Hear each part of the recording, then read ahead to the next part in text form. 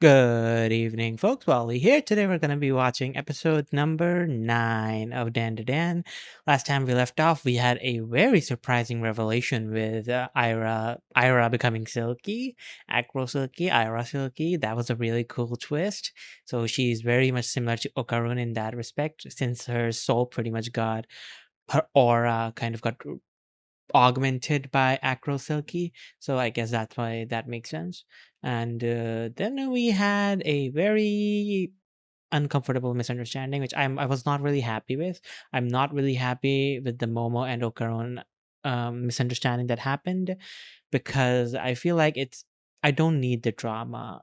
This is the kind of drama that I do not like in my romance, because it's entirely predicated upon the fact that two characters are not willing to have a conversation despite actually liking each other, and inside themselves wanting to overcome this hurdle.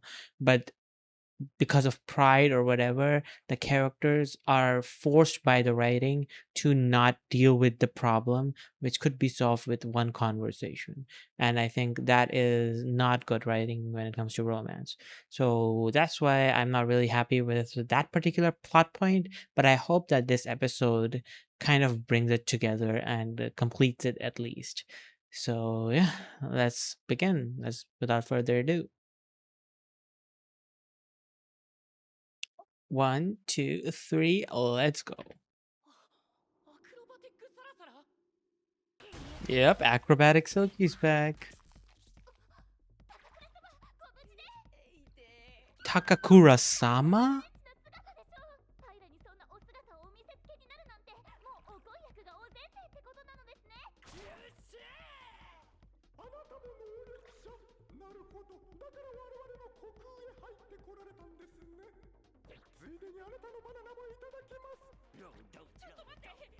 She doesn't have one, bro.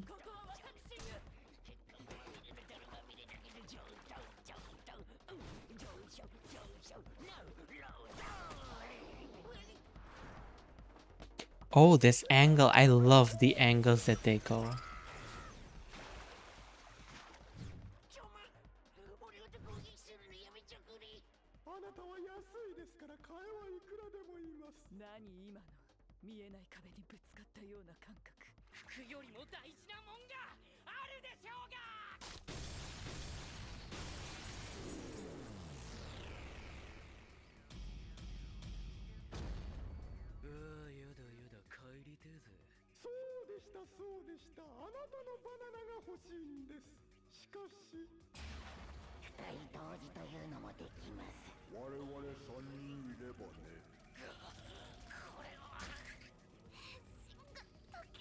They're kinda screwed.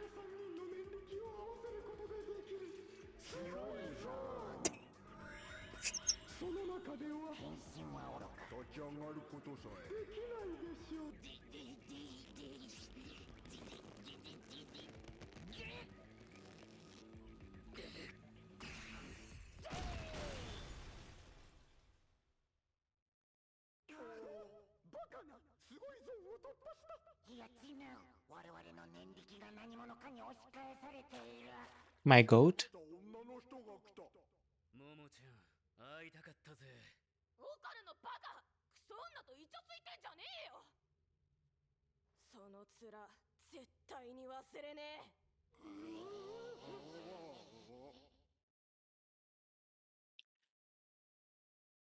That was certainly a beginning to an episode. Let's chat a bit in the opening, because I think I'm gonna there's gonna be a lot of cuts to that, because I think a lot of it was just spectacle.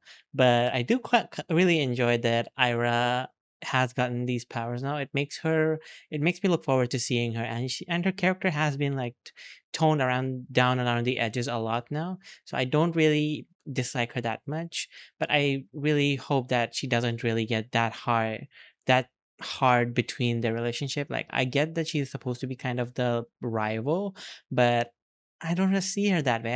I see her as a good friend of the group, but I do not like that she is a romantic rival here. And I hope that Okarun sets his boundaries.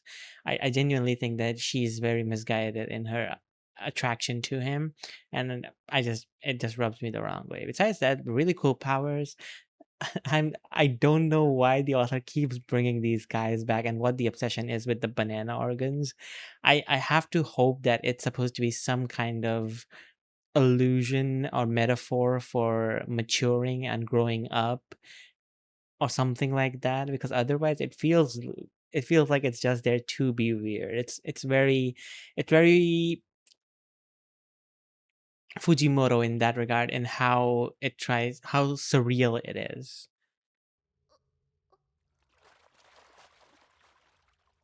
ももちゃん会いたかったぜ。うせこっち向くな変態。男の人のバナナを収穫するまで。女の人は足止めしといてと言っておいたのに。何やってんですかねあれは。綾瀬マモに助けられるなんて尺だけど仕方ないわね。力を貸しなさい。あんたそれアクサラ？協力するけど譲らないわよ。高倉健様だけは。綾瀬さん、ちょっと綾瀬ママ何してんのよ。ちゃんと魔力で抑えなさいよ。その名前出したら死ぬぜ。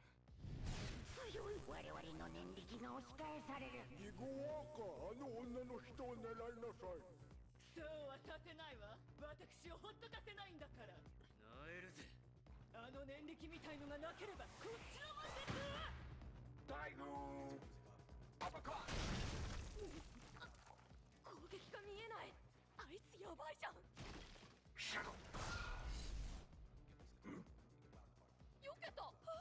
見えちゃうぜこいつのパンチがよ。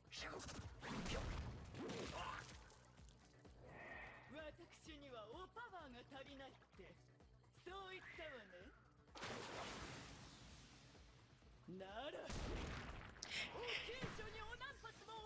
Okay, he's gonna dodge and she's gonna hit. ちょっとお前らくっつきすぎ。そんなんじゃ一緒にぶっ飛ばされるぞ。あらやだ嫉妬。違えわ。ももちゃんナイスアドバイス。そのまま突っ込んだってバカ女と同じことになるだけだから。厄介事増やさないでくれる？そんな言い方ないでしょ。自分だって役に立とうって思ってんですよ。それで面倒増やしたら意味ねえだろ。だからさっさと逃げようって言ったの。いつまでもイチャついてんのが悪いんだよ。イチャついてませんし。イチャついてんじゃんずっと。中庭であの女押し倒してたじゃん。やっぱ気にしてんじゃないっすか。してねえわ。どっかの嘘つきがバカ女と何しようがどうでもいいわ。待ってください。どうでもよくないならよくないってちゃんと言ってくださいよ。気にしてるならちゃんと自分に言い訳させてください。他の人にいくら誤解されようが全然いいですけど、綾瀬さんに誤解されるのは嫌だ。綾瀬さんにはちゃんと分かってほしいんですよ。騒んなよ変態。すいません。そんな格好で何言ってんの？綾瀬さん。 He's kind of a goat. Oh no.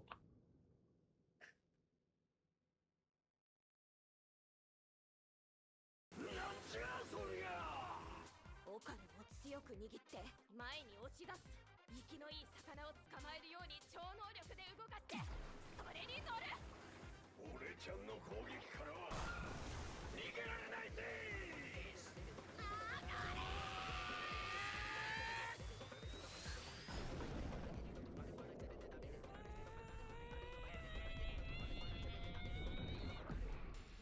責任取ってよね。高倉くん、私の下着姿見たんだから。見てないです。てめえの下着姿なんかアメちゃん1個でチャラだわ。んなことより2人とも気合い入れてよ。うちらの力総動員しないと勝てないよ。うっす。指図しないで。私がリーダーなんだから。いくよ。1、2だ。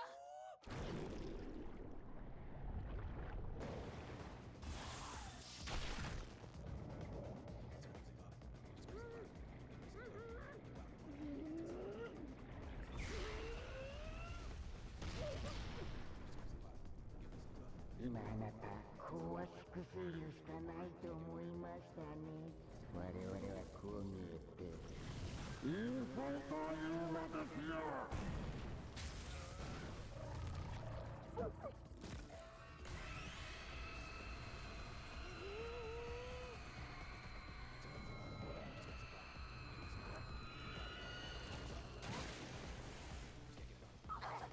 バカ女しっかりしろ。大丈夫か。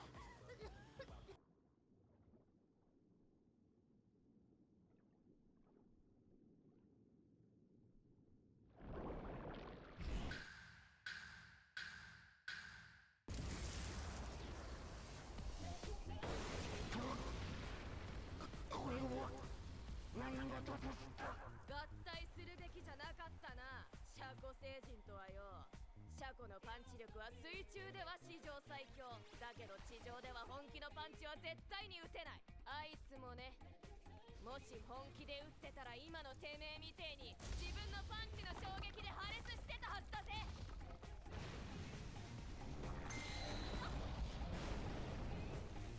私はこのまま何時間でも水の中にいられますよ。あなたはどうでしょうか。溺れ死ぬのが先か、それとも高圧縮水流で真っ二つになるのが先か。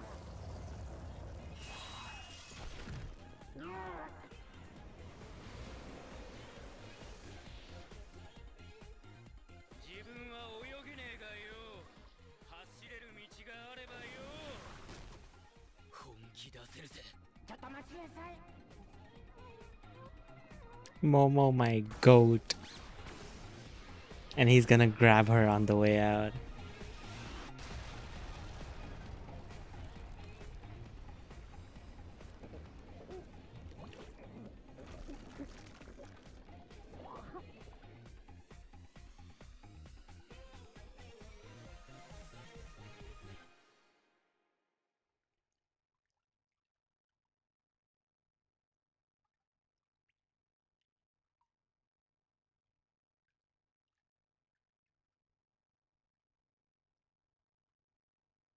Oh.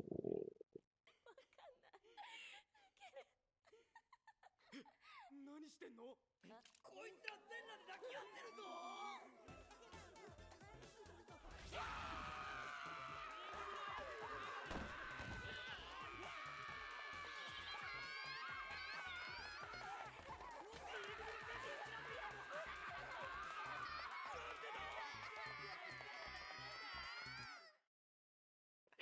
Let me check if there's an after credit. Nope, there is not. Okay. That was by far.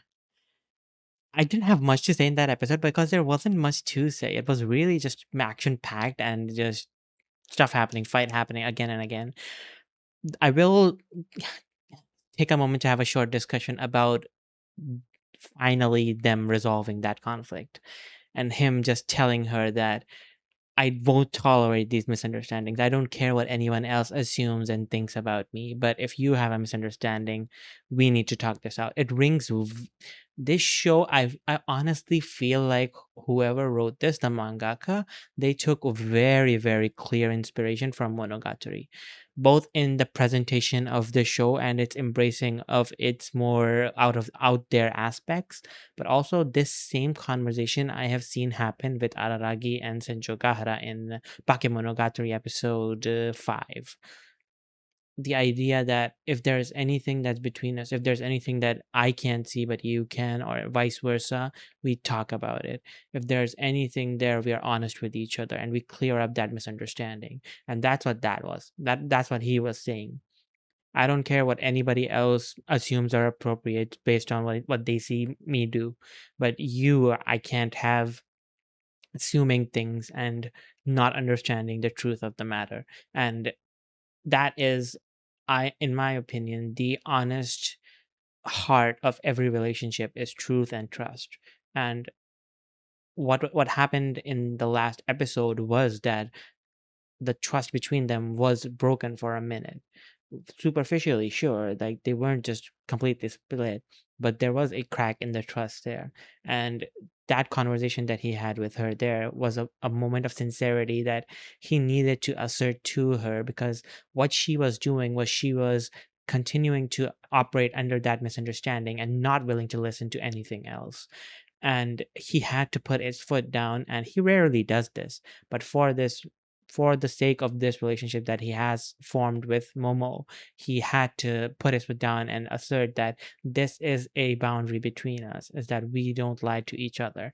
And I and if there is a lie or a misconception between us, then give me the trust to explain myself and defend myself in front of you, instead of not giving me that chance, which I think is kind of also commentary these days on how relationships are these days, is that people aren't really tolerant anymore. If they find anything that they deem remotely suspicious, it immediately gets labeled as, oh, this person is totally cheating on me, or this person is totally doing something nefarious, because that's our internal bias speaking. If we feel that we aren't doing enough or anything like that, and we see something like that happen, we reinforce that, and we don't want to defensively we cope, and we don't want to deal with the situation anymore. We want to cut ourselves off from it. And I think that is a really big problem in almost every relationship today, is that people are very, very, very inclined towards simply ending their relationships and bonds for years long bonds, just because of something trivial or even a very basic misunderstanding happened, and they didn't give each other the grace to defend themselves and to talk things out. And I think the show did a really good job of portraying that side of the relationship as well. And I think that this was a good use of misunderstandings in order to assert that misunderstandings between us can and will happen, but please, I will give you the grace and the sincerity to listen to you out, and you give me the same, so that these misunderstandings don't persist, and our trust doesn't shatter based on something that is not true. Besides that, there was some, I don't know if it was, I feel like it was just comedy, but there was some quiet, I guess, moments of raging against the machine, so to speak, with the whole gig worker versus businessman salaryman kind of deal. And I feel like there was some kind of overall commentary going on there, but with all the action and everything happening, I couldn't really place it. But ultimately what I could see is that the up top, the ones that hired them, uh, took the gig workers and the brute force worker, I guess, the Nessie, and the Serpoians, who were the top boss, like capitalism, they consumed both of them and became like this one greater entity that now wants to do everything. So I feel like there was some kind of commentary going on there, but I don't think it was really that prevalent. But yeah, that this was a really good episode to assert the idea of misunderstandings and trust in their relationship. And I hope that the story keeps using these tropes and these situations, these story beats effectively, like this. I really enjoyed this episode, and I think it was a good, really good one. And I really enjoyed the little comedy bit at the end there, because like I truly feel that this show does a really good effort to show how important intimacy even is, and how those two, despite being so close to each other, they were just laughing and just being happy in each other's embrace. And despite the situation or whatever happened, like they just got out of a life threatening situation, but that kind of intimacy to where you're comfortable enough to show that yourself, that vulnerability of yourself without even thinking about it, like it goes to show just how far those two truly do trust each other. That was episode 9 of Dandadan. I'm looking forward to what episode 10 has to bring. This has been Wally, and see you next time. Bye bye.